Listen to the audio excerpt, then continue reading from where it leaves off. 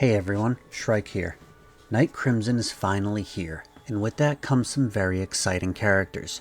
Chia, Taair, my personal favorite, Rawiyah Alter, and of course Rawiyah Alter, who has just been confirmed as the next banner character. For those of us that have skipped Agatha, we're sitting on more than a few pulls, and this character is looking mighty tempting. So I just want to take a quick look at her kit and see if she fits in with my teams. At this point in the game, the only must-pulls for me are going to be Taair for meta, and Taair because his design is friggin' awesome. So this kit is going to have to blow me away to make me pull on her. But that's what we're here to find out. Before I go any further, if this is your first time here, welcome to the channel. I'm Shrike. I cover gacha games. The extent to which I cover them will largely depend on whether I think it's worth my time or not. So if you like gacha games, or this game in particular, hit the subscribe button so you don't miss out on any of my videos. Okay, so Rawiyah Alter. Apparently, before she got old, drunk, and broken, she was a seeker. Interesting. Let's start with her trait. Range attack. After a range attack hits her, you can move again, and subject to exhausted. Every time the skill causes damage to an enemy, you gain 1 layer of vitality. Now, she's going to be all about stacking that vitality. As her stars increase, the max stacks of those increase as well. I think the best star for her is probably 4. That's when it reaches 30 stacks. Exhausted continues until the next 3 actions begin. Vitality can be stacked up to 10 times. Oh yeah, exhausted just means she can't trigger this trait again. It's basically insurance against infinite turn loops. The lowest exhausted can get from getting more stars is 1 turn. That's at 5 stars and is insanely powerful. So for this reason alone, I would suggest going all the way with her if you get her. Default attack. I'm not going to read these names because they're weird, okay? Physical damage. Cause 65% range damage to all enemies within 3 blocks of yourself. After attacking, the skill changes to that, lasts for 1 round, and that says skill causes 85% range damage to all enemies within 2 blocks of self. After the attack, the skill is changed to that. So basically this swip swaps every time you use it. Big weak AOE, small strong AOE, big weak AOE, etc. And her first rank here. Physical damage. Instant. Select a location within 3 squares of yourself in a cross shape, and proceed to charge, causing 15% damage to enemies passing by, and stealing 1 buff. When hitting an enemy, the cooldown of this skill is reduced by 1 turn, and the next time the active skill is released, the damage is increased by 15%.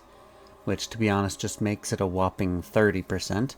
I mean, the buff stealing part is probably the most useful, and the fact that it's an instant, but I'm not very impressed so far. Or passive. After actively causing physical damage, it will cause 15% physical damage to all enemies within 2 blocks of self. Apply a random level 2 attribute debuff, lasts for 2 rounds, and can be triggered up to 3 times per round. Now this right here is what we want to be doing. Rawiyah Alter is going to be like Stormbreaker, but better. Just keep spinning, extra turns, lots of AOE attacks, and then a passive AOE. Love this for her. Next up, rank 3, passive. Another one. Speed increased by 100 points. Whew. Before attacking, if the target is slower than itself, yeah, it probably will be, the damage dealt will be increased by 10%, and the target's reaction skill will be ignored. Oh! Well, who gives a toot about the 10% damage? But that ignore reaction skill seems good. Alternatively, support. Instant. Apply to the target imprisonment, reduced attack 2, and no aid, lasting for 2 rounds.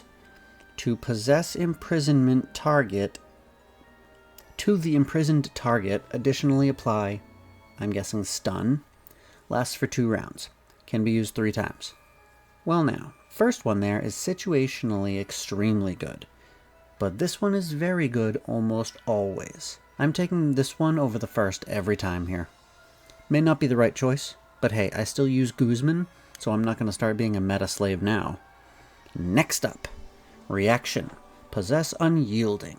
When an ally is defeated on the field, restore all health points and gain increased damage 3 and injury resist 3, lasting for 2 rounds. Yeah, we know this one. It's super annoying, but does it help her do baby Rawiyah things? Meh, probably not.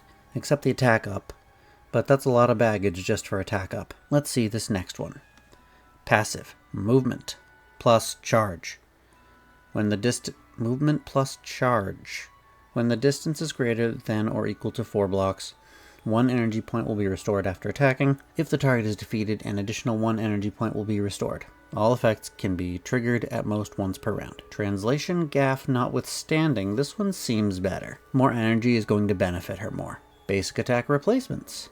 General attack, basic attack, single target attack, causing 85% physical damage and knocking back 1 square. After attacking, the skill changes to that, lasting 2 rounds.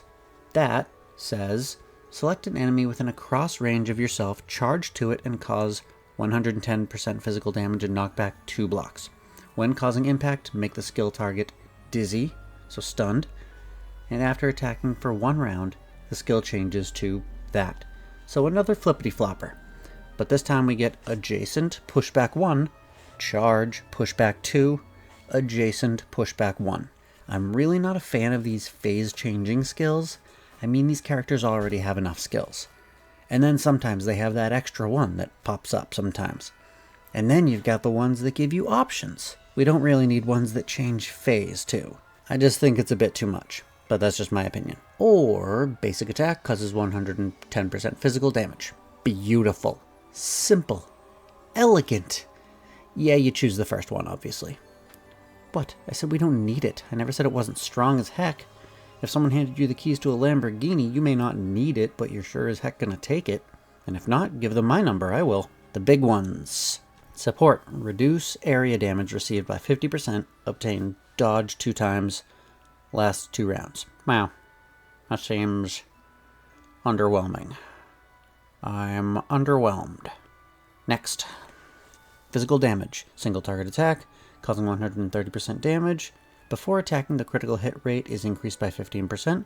After successfully defeating the target, 3 points of energy are restored. Now there we go. That's better. I wouldn't call it an ultimate, but it's good. Okay, well I think I understand enough about her kit now. Not totally.